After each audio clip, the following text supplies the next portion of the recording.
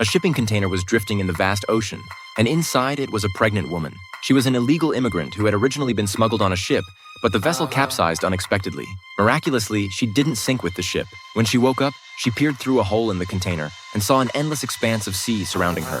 Fear instantly gripped her entire body. The woman frantically searched for a phone to call for help, but unfortunately, her own had been shattered. She found someone else's phone, but it required a password. Next, she began rummaging through the cargo boxes one by one, finding lunchboxes, clothes, televisions, headphones, and baiju, but nothing useful. She could only change out of her wet clothes. Then, the woman found a roll of tape and temporarily sealed the small holes in the container that were letting in water. After doing everything she could, the woman emptied the contents of her bag. Fortunately, there were still 2 bottles of fresh water and some other items inside. Just as she was contemplating her next move, a sharp pain suddenly emanated from her abdomen.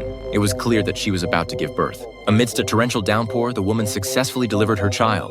Although the baby was healthy, a new problem confronted her. She couldn't keep the child alive in these conditions. She had to get out of this container as soon as possible. Luckily, there was an electric drill. The woman started drilling a hole in the container's roof, but unexpectedly, the drill died halfway through. With that, she lost her only hope of escape. Just as despair set in, she noticed a can on the floor. The way the can opened suddenly gave her an idea, and she sprang into action.